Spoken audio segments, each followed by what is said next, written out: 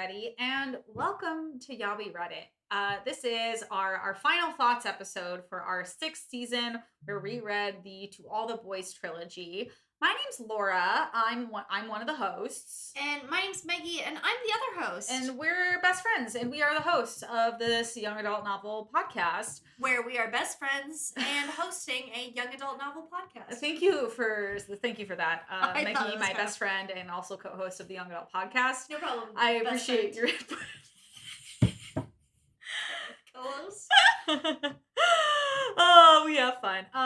Listeners, if you're here for the first time, weird that this is the episode you started on, but happy to have you nonetheless. Happy to have you nonetheless. We just ate a big pasta dinner. A big pasta dinner, and we are on our second glass of wine, so things are a little buzzy, and we're going to talk about our experiences with our sixth season, the trilogy for the To All the Boys series by Jenny Han, which I've already said, and I'll say it again. I'll shout it from the rooftops. Shout it.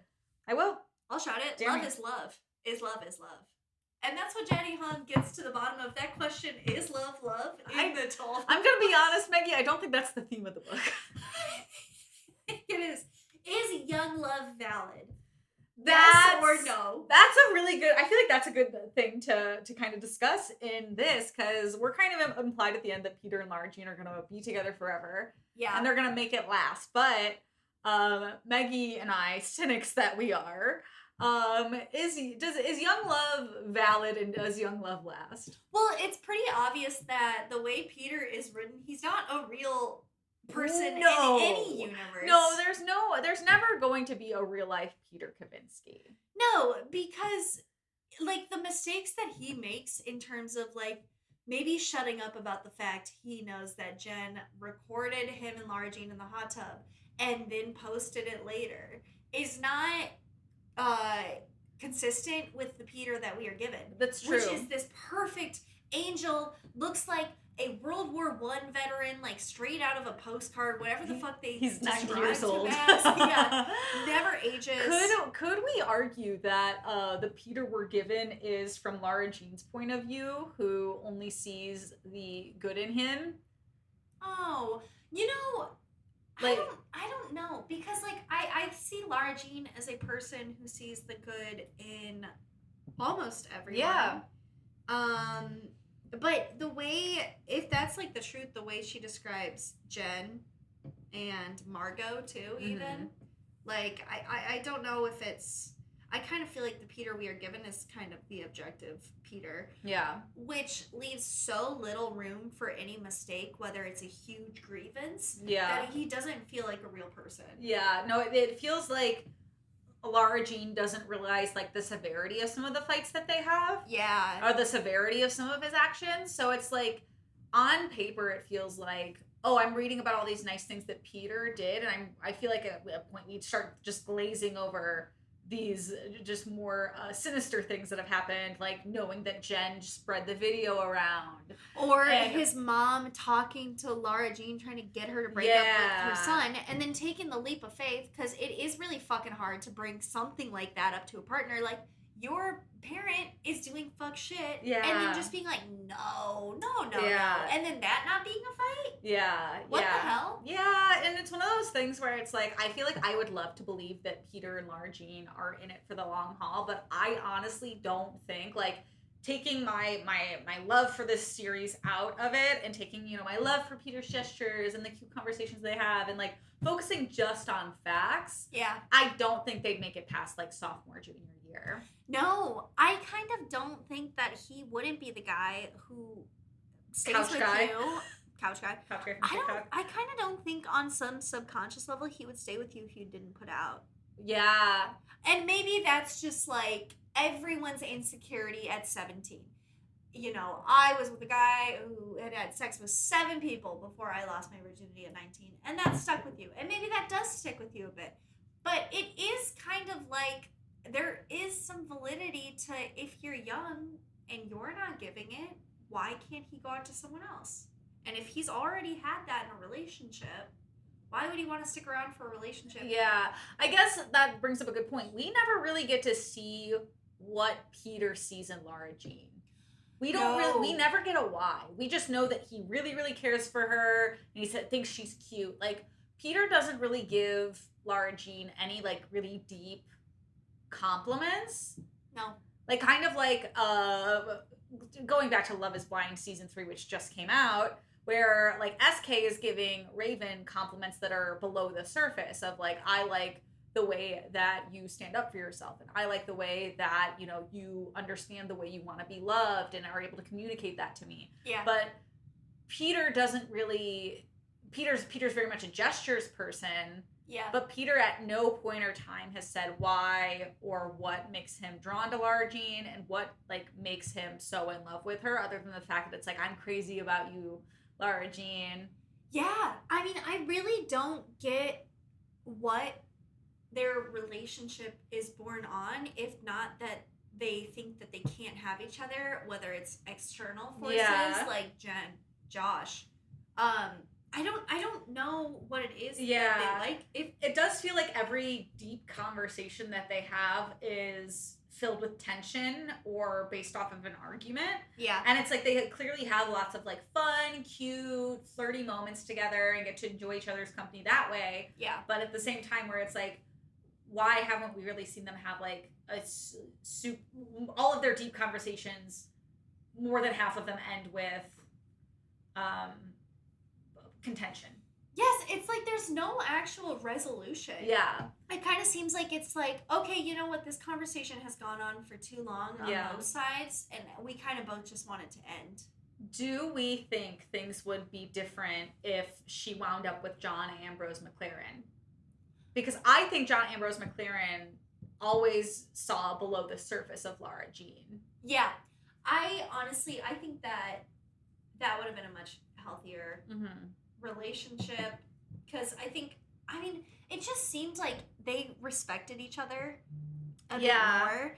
Like, I think that she was like, he is not only just handsome, he also is smart. He's in Model UN. He has a lot going for him. Yeah. He you also see his empathy so much more. Yeah, and he also, interacting with his grandma. The way he was able to, like, he could pick up on, like, the undertone of so many conversations. Like, I know in the treehouse when, like, Peter was being, like, weird towards Lara Jean, and Jen was being weird towards Lara Jean and kind of mean, and, like, John was, like, kind of mediating that and, like, kind of being on her side and, like, boosting her up that way, where it was like, we never really saw Peter stand up to Jen on behalf of Lara Jean. And, like, I think that is going to be my biggest pitfall with Peter as a character. Up to Jen for Lara Jean, and then also would not exactly do things at her expense, but would never ever, like, has to, I think a friend to everyone is a friend to no one. Yeah. And, like, at the point that, like, John Ambrose could sense when Peter and Jen showed up in the second book to the retirement home. Yeah. And that Lara Jean was uncomfortable, just got the car and was like, let's go. Yeah. Like, you can just leave a situation where I don't think Peter has balls enough where if it upsets someone else, he's not gonna just leave the situation. I think because Lara Jean's uncomfortable. Yeah. It sounds like Peter's, like, two biggest, like, faults are that he lacks awareness, and he lacks awareness and lacks I had a really good word that I was going to bring up here, and I'm so mad at myself. Lacks it started with an S. It wasn't, like, sensibility.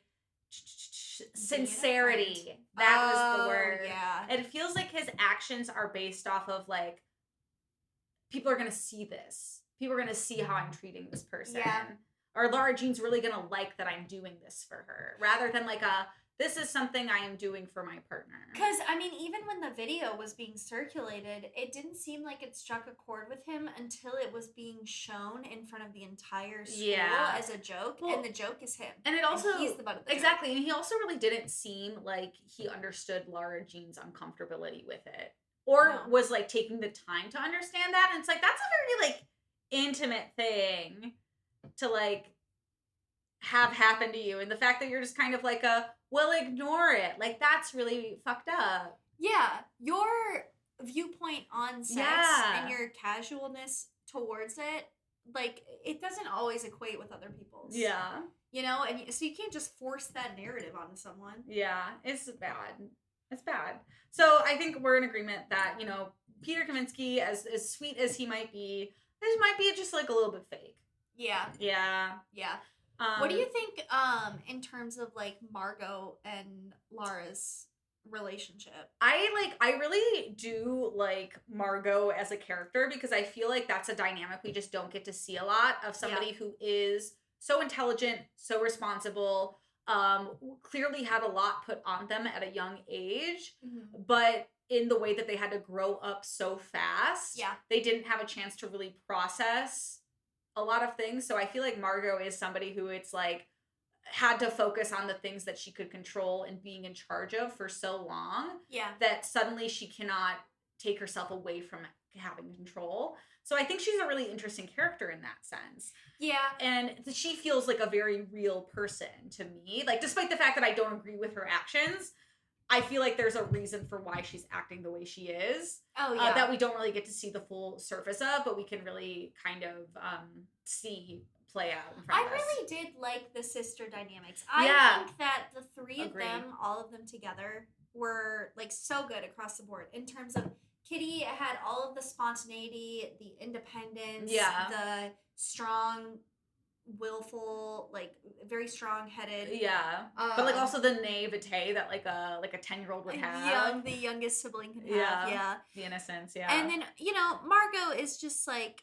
That's also very interesting to make all of them sisters because I think sisters, no matter how different you are, how like across the board, I do think there is just like that through line of like emotional closeness, like a little bit of intimacy that you have more than it would be if it was like you and a brother. Yeah, wow, I get it. I have brothers. You have brothers. I have one sister. I mean, we're definitely not the case. Like, I'm just speaking of personal experience. I know sisters and who are... Meggie knows sisters. I know sisters. I'm an ally to sisters. Someone's got to be on this podcast because it certainly ain't me. Hey, it's not you. I'm just rubbing salt in the wound. But I mean, there's like times where I think... some women can be like, I'm so put together and I'm not going to waver on being close with you. But on some level, it's like you are kind of just living in a world that wasn't really made for you. So I'm sure that always sits at the back of your head, no matter where you are in life. True. Off of that, it feels like this season compared to our last seasons of book series had the most three-dimensional characters at every single turn. Yeah. Where it's like even like Lucas, who is hardly in the book series at all, like still had dimension to him and depth. Like, and people like Chris and Dad, like all of these like small minor characters still had like a tone of voice and an opinion and a POV that like came through, which I thought was also just like really, really refreshing. I think also comparatively to our last season where we were dealing with a lot of dimension that was black and white with a lot of our characters and like a lot of just like big shifts or weird changes or actions that didn't necessarily make sense. We were never given a minute with the Vampire Diaries to ever sit with a character. No. I never fucking knew what they wanted. And then just what their roles were. And then also that might have had something to do with the fact that there was 3-4 different authors for the entire series, so we could probably chalk it up to that. They were not in a group chat, and it shows. No, yeah, it was very much the publishing company being like, you gotta get this book out by this deadline, people. Yeah. But this, like, it feels very much like Jenny Han took her, like, time with this, and this came from a place, like, deep within her that, like, was like, this is, like, a story that I want to tell, and here's how I want us to feel about it. Yeah, the writing was exceptional. Yeah. I will say, because even with people like Chris, Lucas, Jen too. Yeah. You could tell why they did, or I think you could really fill in the blanks. True. Like, there was no uncertainty with them. Lucas, you're like, okay, he's living in, well, first of all, fucking Virginia, and he's gay, and like the one conversation that he has with Lara Jean about being like, at least you have options. Yeah. Is just like so much waiting on bated breath for high school to end so your life can begin. Yeah. And just kind of being a wallflower, just passing through things. Yeah.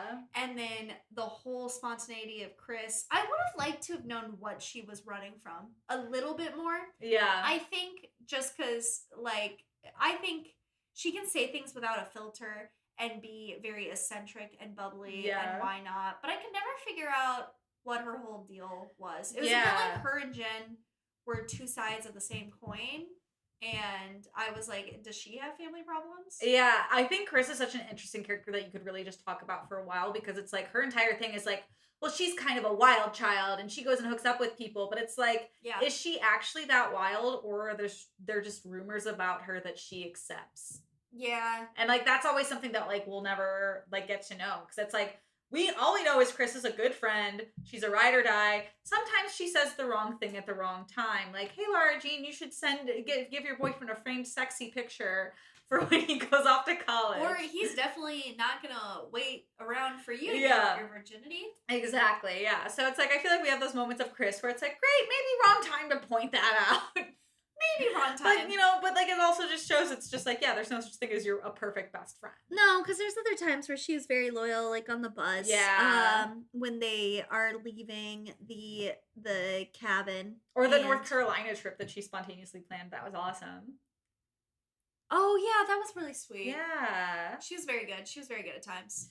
Do we think that like the friendship between Lara Jean and Chris, even though it wasn't like a focal point of this series, was maybe like the healthiest friendship we've seen in all of our series so far? Oh. Because like comparatively, when I think about Click and I think about Private and Uglies and Hunger Games and Vampire Diaries, we haven't really seen like a healthy female friendship.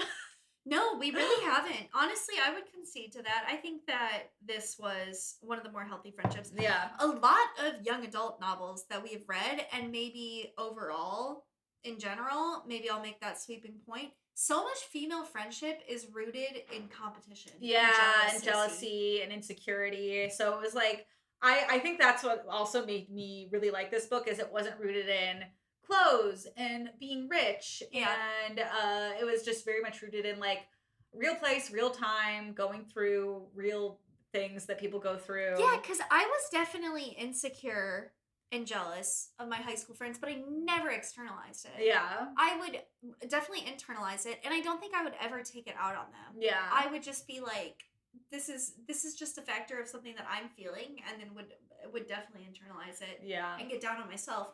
But so many young adult novels like externalize it. The closest female friendship I could think of that is pseudo healthy was, I was gonna say, Tally and Shay, and it's just momentarily. Yeah. It's literally just for the first book. Yeah, and then they have like a tumultuous friendship, but that's also probably has something to do with the fact that the government's chasing after them. Yeah. And they're trying to live in the wild, free from control. So. All of the other ones were just like solely power imbalances. Yeah. I mean, Vampire Diaries fucking tried to make female friendships deep, but they were so boring. It felt like we started to get there with like the shift after book 7 with Vampire Diaries, but like it still didn't quite hit home. Yeah. But this one felt like one that would actually happen in high school. Exactly. Yeah. You have the person who is way out there, and then the person who is more down to earth, who like needs to be broken out of their shell, and then on the flip side, that wild child needs to be grounded. Yeah, definitely. I totally see that. It's a great match. I mean, I have a lot of high school friendships like that. Like, yeah, it's one of those things. I feel like I even felt that in the movie where I was like, I really wish Chris would we got to see more of Chris. Like, I would love to see their relationship more, and like their sleepovers, their hangouts, they go to the mall together, things like that. Because it's just like.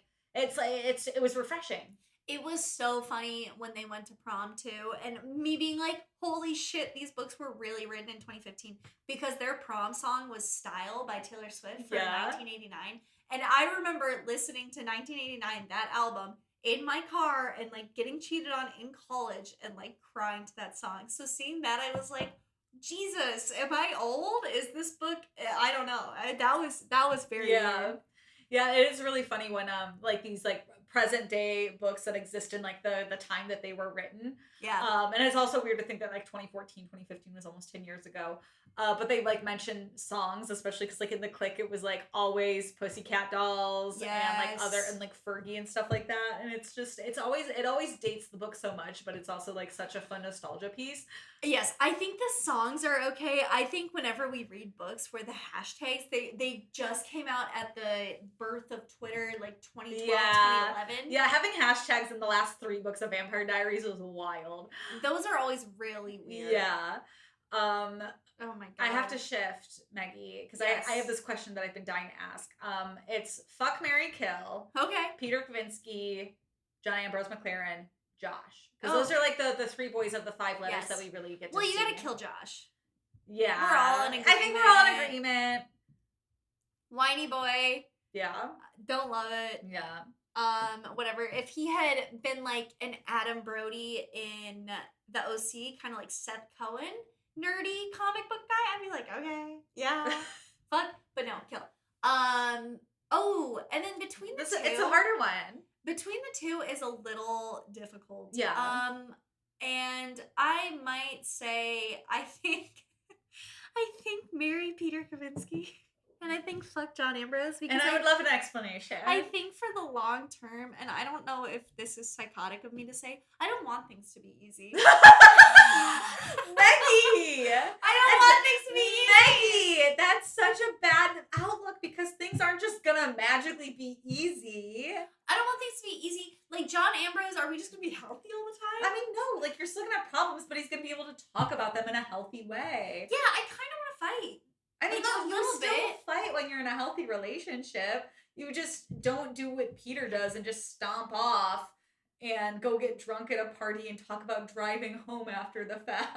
Oh, he did do that. That was bad. Yeah. I think also it's so goddamn hard to unmarry the idea of Peter Kavinsky and Noah Centineo playing Peter Kavinsky as Peter Kavinsky into All the Boys, the Netflix movie. So I still think married because I kind of want my partner to be a little difficult, and I don't know if that's good, but I kind of want to like I don't know, but like also I would probably be his mom, so it's like what am I think I'm still gonna say marry Peter Kavinsky. What about you? I think it comes at no surprise based off my reaction that I would just fuck Peter Kavinsky and marry John Ambrose McLaren. That's fair. And that's fair. I think John Ambrose McLaren is a lot more emotionally mature, and I don't deal with fuck shit, and Peter's on some fuck shit. God, Peter is on some fuck shit. Yeah. But I think I could get really good art out of him because, like, in the Jen thing, if he did that, first of all... yeah. I would not backslide. First of all, I would not backslide. At this point, I am so old. I've gone through it all with men that I would not. I would be like, no. I just need the latter half of Peter where he's just being, like, on some fuck shit. But if he did something like that, I'd be like, done. I'd be like, no. No. But that Peter I could not put up with. Transitioning into just like the series as a whole, does this series at a base level hold up almost 10 years later? Oh, yeah. Yeah, like this like all still like felt relatable. It felt very real, it felt very fun to read. It all I think really held up. I think it held up a lot too. Yeah. It was really good writing, and it like would remind me sometimes of high school. Sometimes the problems I was just like, these are clearly not things I would have gone through in high school. That's because you went to a private school. Yes.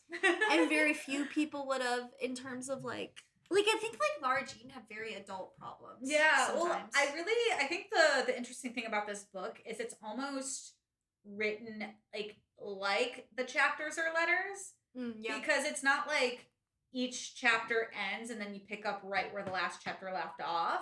It's like each chapter is almost like a tiny vignette of what happened during the day, what happened at the diner, what happened in this moment. Like they're all very much like summaries of a moment in time. Yeah. And that's what I really liked about the way this book was written is it jumped around a lot and like we weren't always going day by day by day, minute by minute. It'd be like, great, and now it's a week in the future. And now it's a day in the future. Now it's only a few hours in the future. But it was always very much almost cinematic in that way. I did like sitting with the characters. Yeah. And even like the moments where it was just Lara Jean like cooking. If she was like cooking with Peter or something and like having a conversation, I really looked forward to those chapters.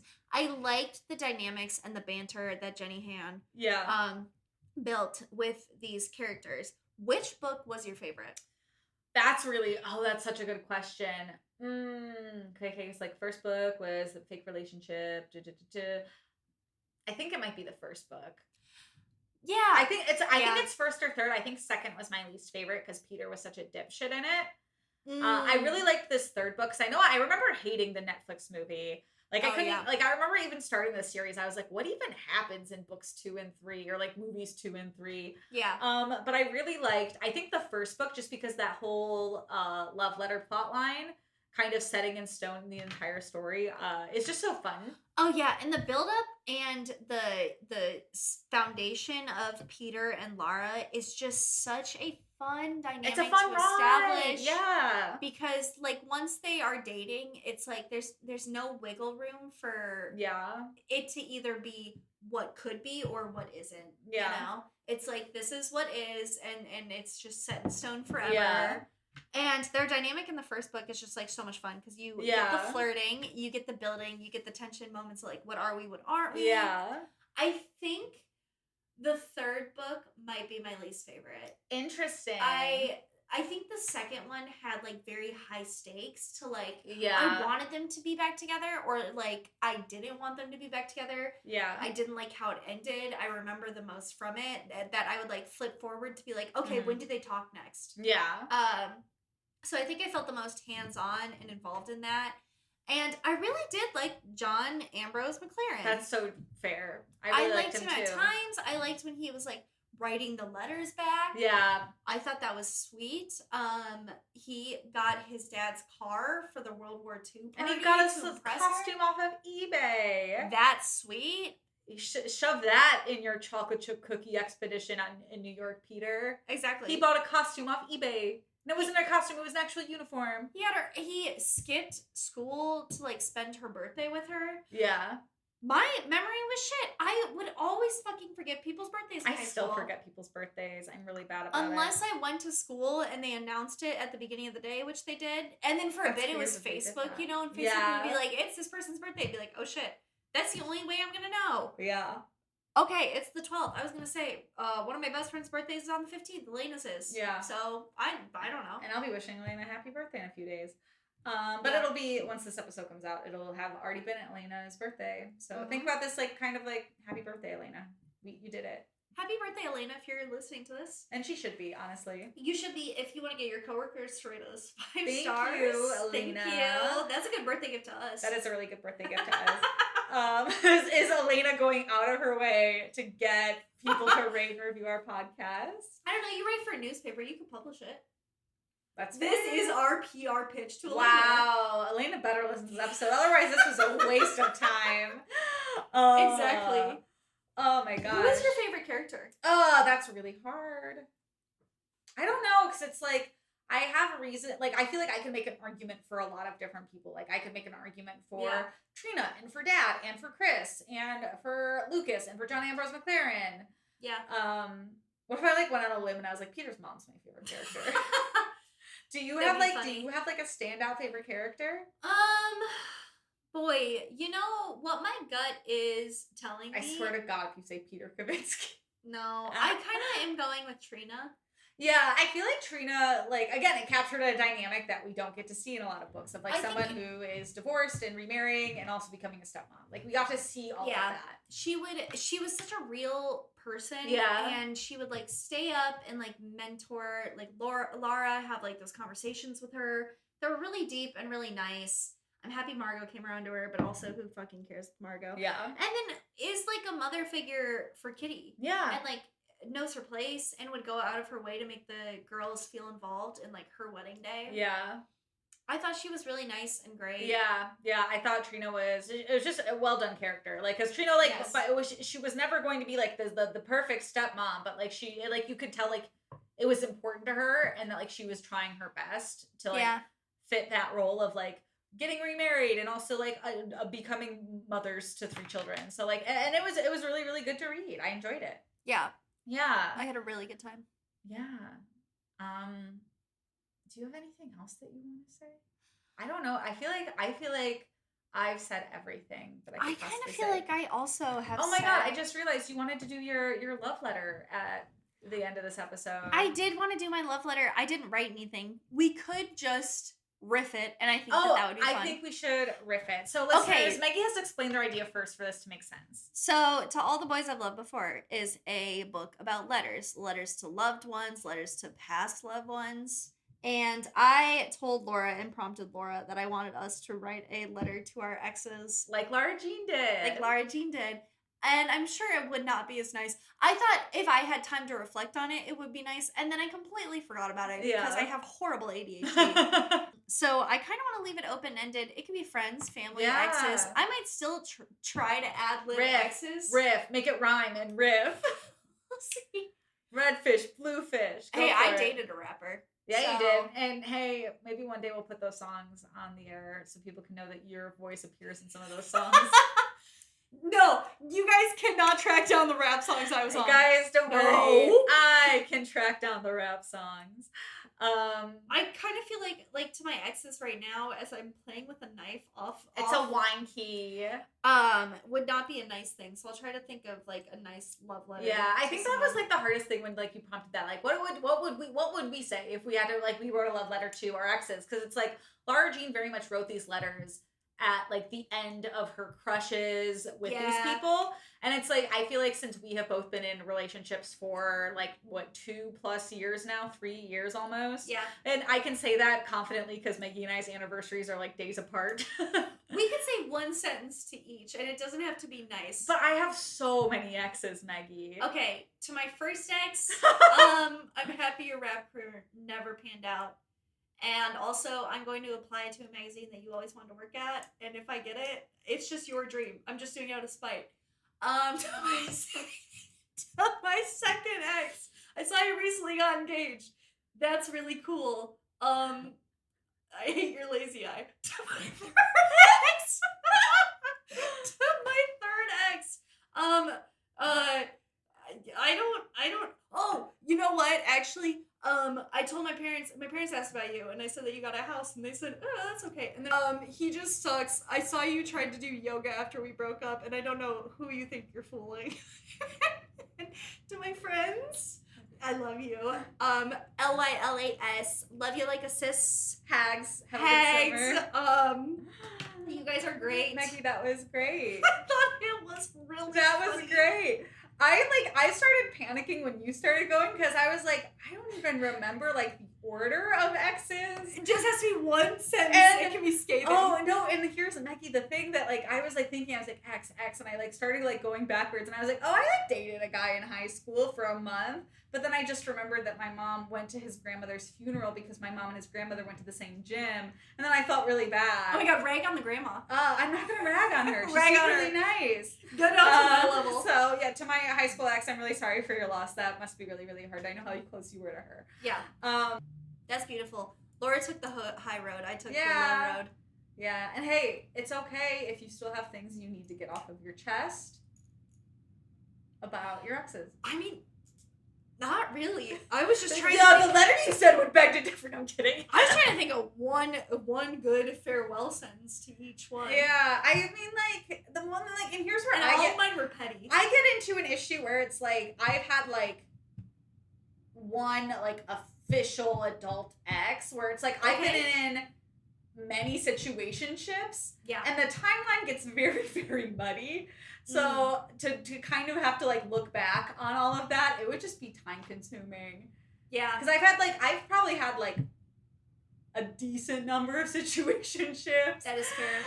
And it's like, and they were in my life for like a month or 2 or 3 or 6 or a year. And so it's like, Well, where does one end? Where does the other begin? Am I right? to the guy who you were in one relationship with, I literally forgot you existed. Yeah. That's my love letter. Right? And even when I was thinking about this, he was not the first person that came to mind. I think we both thought we It's forgot so he funny. existed. Somebody had met, like, I remember my listeners, one of my best friends, Nate, had mentioned, like, the name of the person I was dating before I started dating Nick.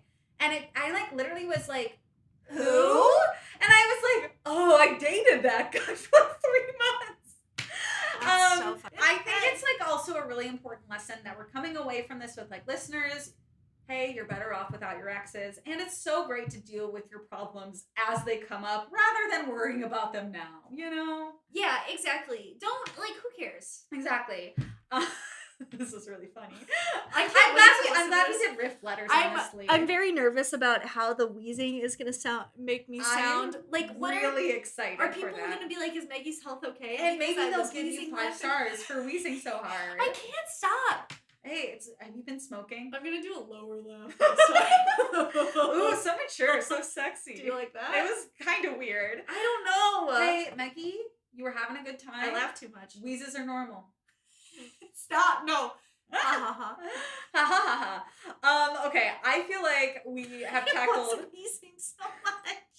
You were just really excited. I was laughing so You know, much. kind of like when dogs pee when they're excited. You just wheeze when That's you're so excited. embarrassing.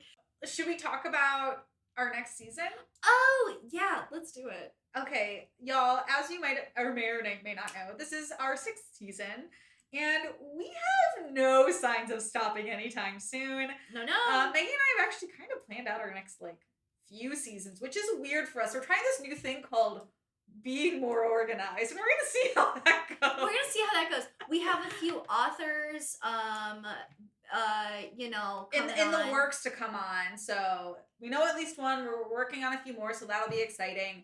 But our next season, we're gonna switch things up a little bit. Yeah, because we're gonna do a fan favorite. And also because we're not doing a female protagonist in our next season. No, we're not. Yeah, so this is gonna be interesting. Should we say it on 3? Yeah. Okay. 1, 2, 3. The Maze Runner. So that's the season. Is next season. It's season 7.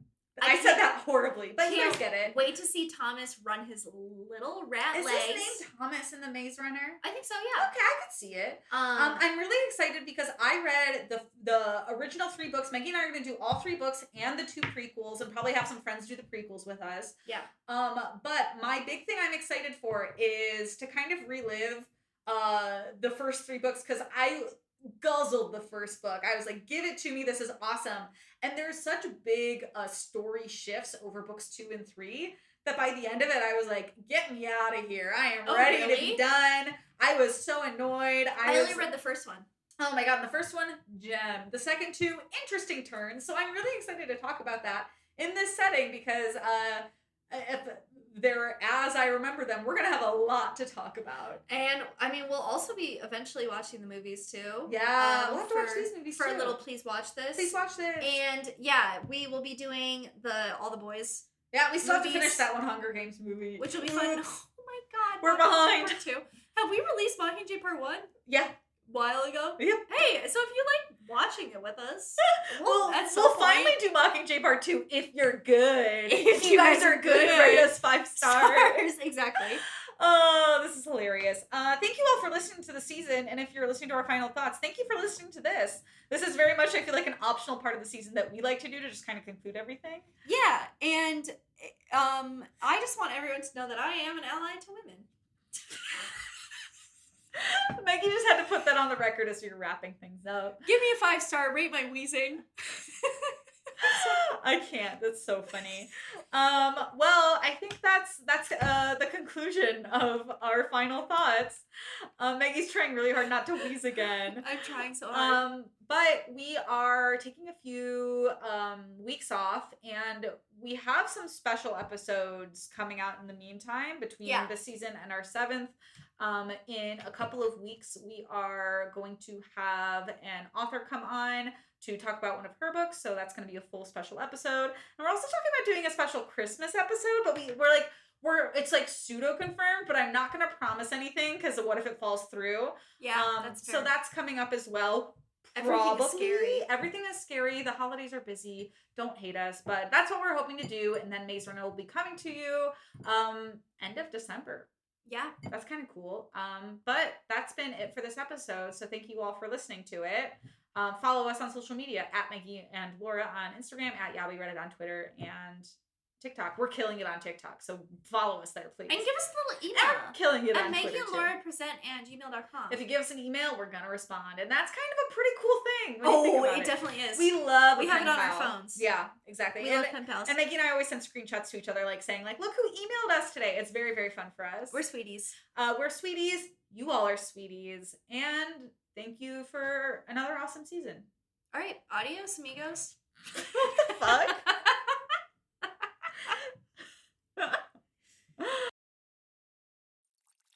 You were just listening to an Audiomint podcast.